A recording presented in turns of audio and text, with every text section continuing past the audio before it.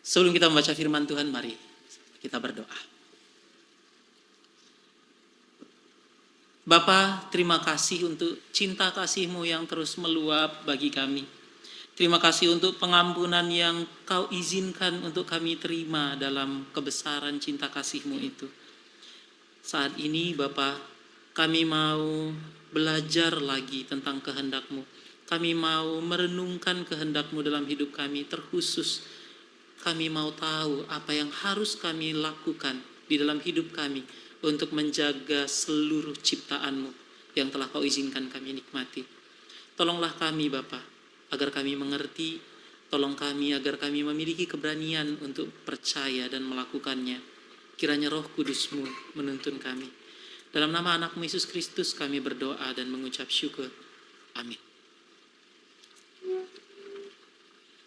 Bacaan kita hari ini diambil dari Kejadian pasal 1 ayat 26 sampai 31.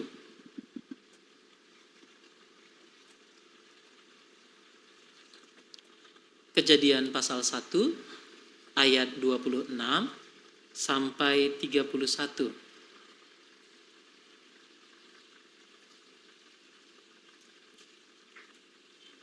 Saya hendak mengajak kita semua untuk membacanya secara bergantian. Saya akan baca ayat 26, kaum pria baca ayat 27, yang wanita baca ayat 28, lalu lanjut saya lagi. Begitu ya. Baik ya, terima kasih Bapak Ibu Saudara.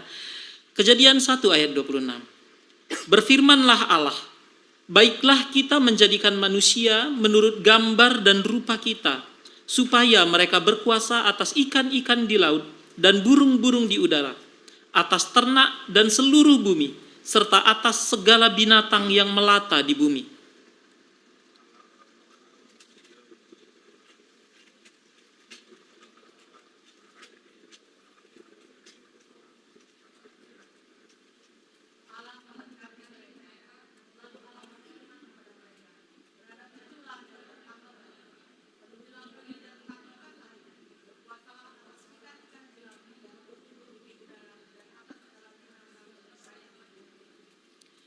Berfirmanlah Allah, lihatlah, aku memberikan kepadamu segala tumbuhan yang menghasilkan biji di seluruh muka bumi dan segala pohon yang buahnya berbiji. Semua itu menjadi makananmu.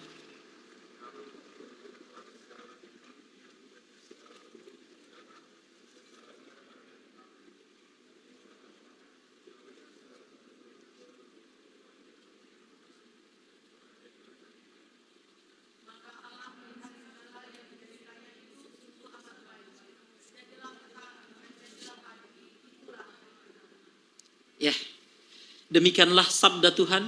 Berbahagialah setiap kita yang mendengarkan firman Allah dan yang memeliharanya. Haleluya.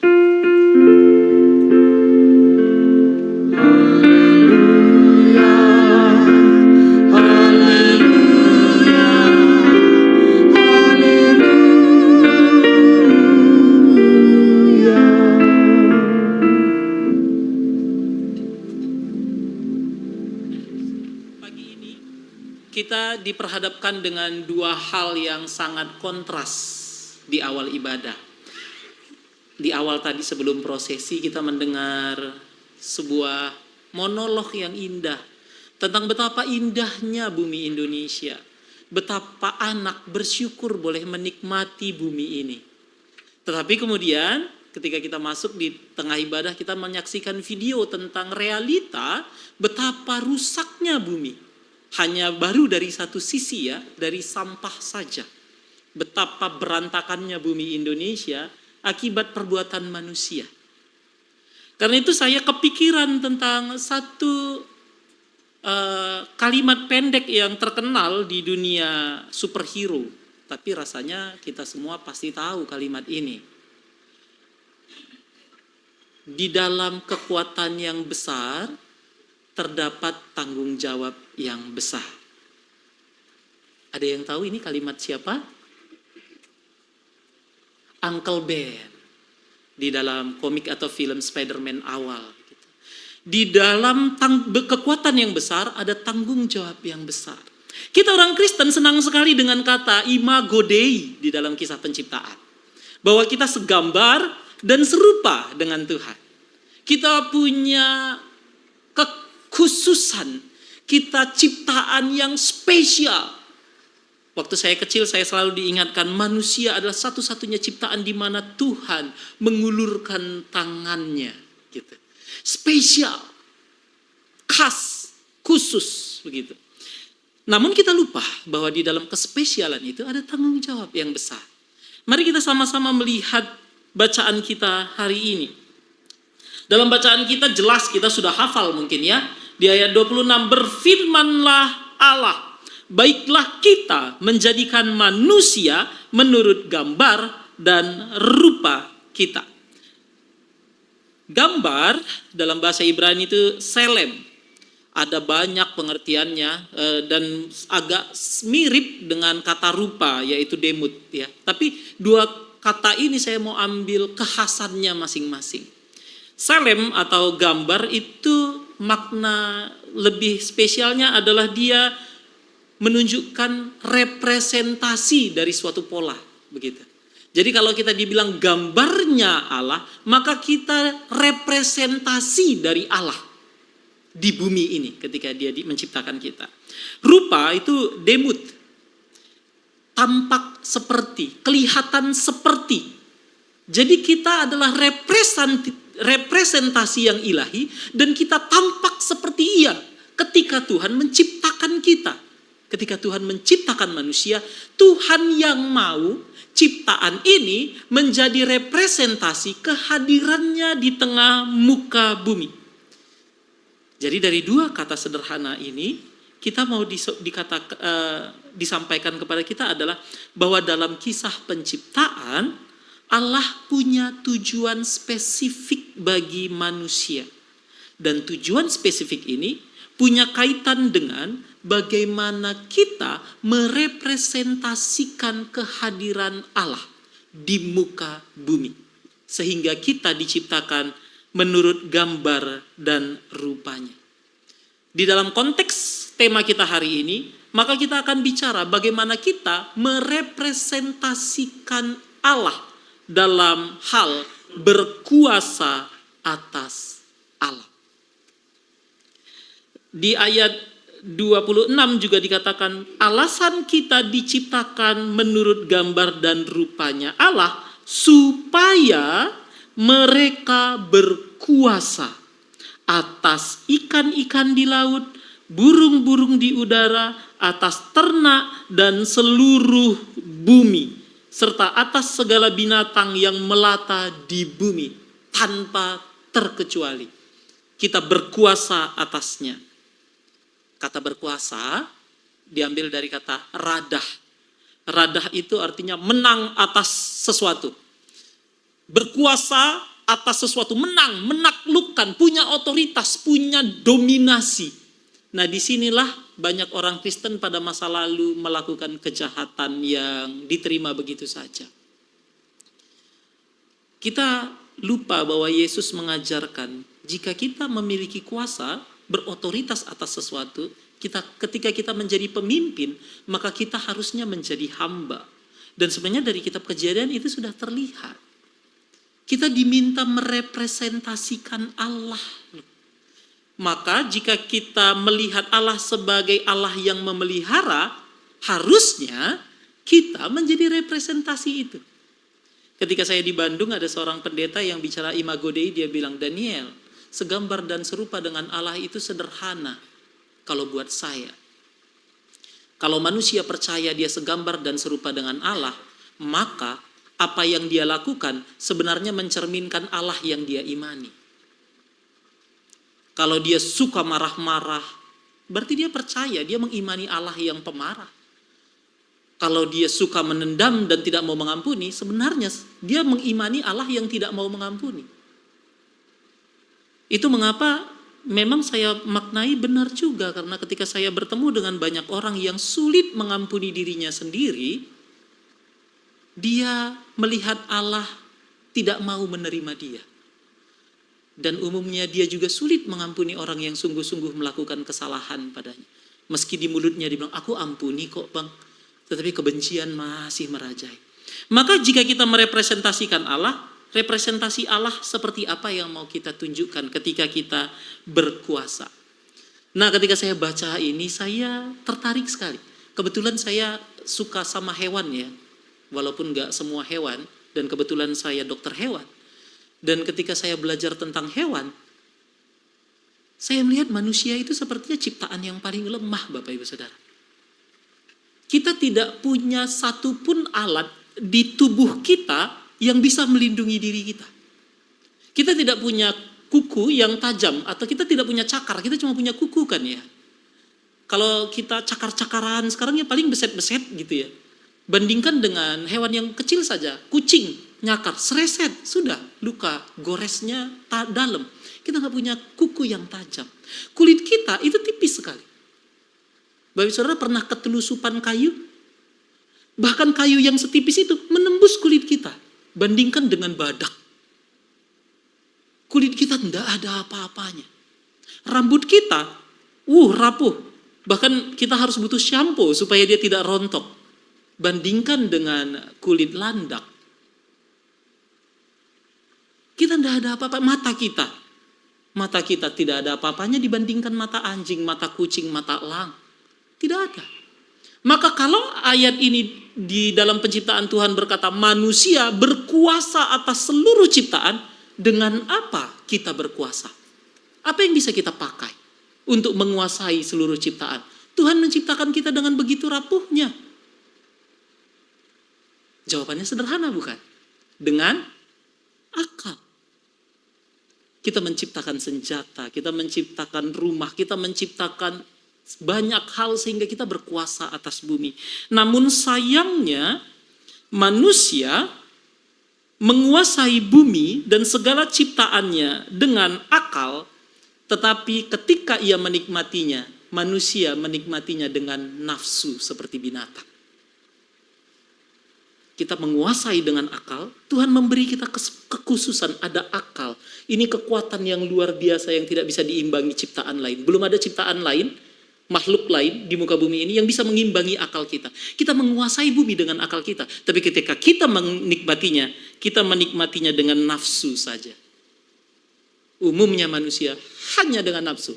Sedikit sekali yang menggunakannya dengan akal. Ini fakta. Karena jika tidak, bumi kita masih amat sangat indah.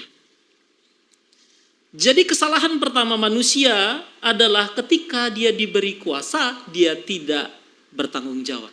Ketika dia diberi akal, dia hanya pakai untuk mendominasi. Dia tidak menggunakan akalnya untuk mengelola.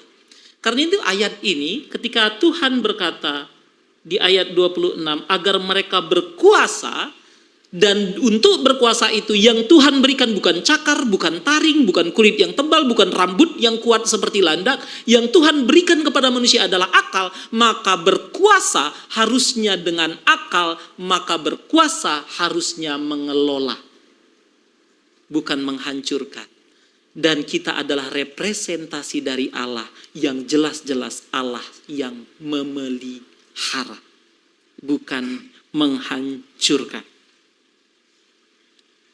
Karena itu pada titik ini saya mau mengajak kita untuk melihat, untuk merenung. Jika saya memiliki kemampuan untuk berkuasa atas ciptaan dengan akal saya, mengapa saya harus menikmatinya dengan nafsu saya?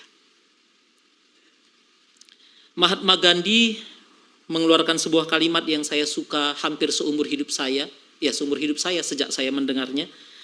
Kalimatnya begini: The world has enough for everyone's need, but not enough for everyone's greed.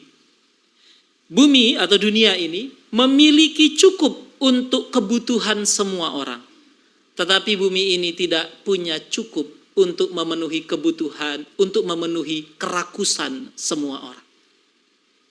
Baik saudara, bukankah kehancuran bumi makin dekat ketika kita mengambil lebih dari yang diperlukan?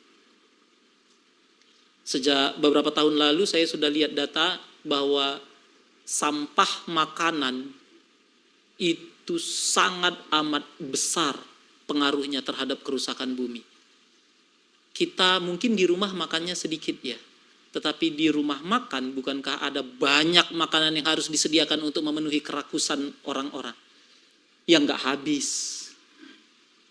Belum lagi rumah tangga yang stok makanan gak jadi dimakan, expire buang. Karena itu saya selalu tertarik dengan kisah orang Israel ketika di padang gurun. Tuhan kasih mereka manna, tetapi mannanya tidak boleh disimpan. Satu hari habis. Satu hari habis. Mereka nggak boleh rakus. Dan Tuhan Yesus kemudian berkata, berdoa, berikanlah kami makanan secukupnya. Tetapi manusia ketika menguasai alam tidak menggunakan akalnya. Manusia menggunakan kerakusannya. Manusia harusnya mengelola bumi dengan akalnya. Dengan dalam rangka pengelolaan bumilah, maka ayat berikutnya muncul Bapak Ibu Saudara. Ayatnya begini. Allah menciptakan manusia menurut gambarnya, menurut gambar Allah diciptakannya dia, laki-laki dan perempuan diciptakannya mereka. Itu tadi sudah bicara imago Dei. Allah memberkati mereka dan berfirman kepada mereka. Bapak Ibu Saudara yang membaca Alkitab boleh bantu baca dengan saya. 1, 2, 3. Beranak cuculah, penuhilah bumi dan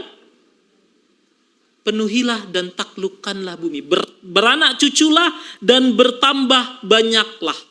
Kalimat ini sederhana sekali. Oh yaudah, beranak cucu, nikah, punya anak cucu, bertambah banyak, memenuhi bumi, begitu. Tapi jika kita melihat secara mendalam kalimat ini, menarik sekali. Beranak cucu dari kata parah. Artinya to bear fruit.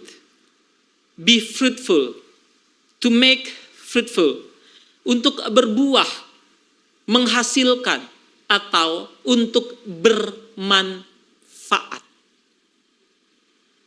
Jadi beranak cucu, perintah Tuhan untuk beranak cucu bukan tentang hanya menghasilkan keturunan. Ya, tentu itu tentang menghasilkan keturunan, tetapi tentang menghasilkan keturunan yang berkualitas. Keturunan yang bermanfaat. Berkualitas dan bermanfaat dalam rangka apa? Nggak bisa lepas dari ayat sebelumnya. Tentang mengelola bumi. Memelihara ciptaan.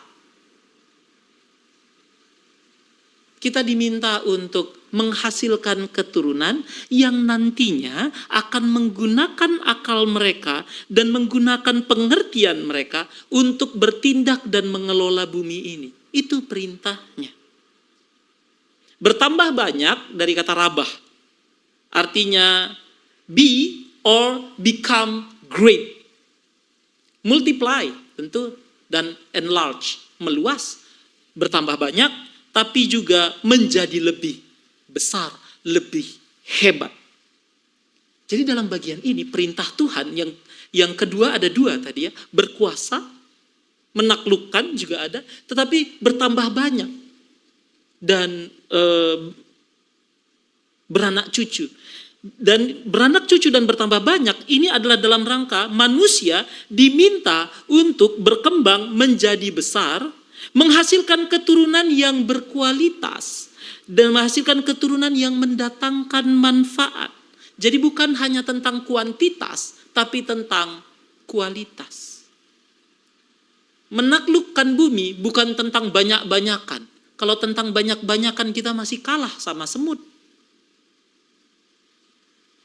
Ini bukan tentang kuantitas, ini tentang kualitas. Dan lagi-lagi tentu kualitas akal kita.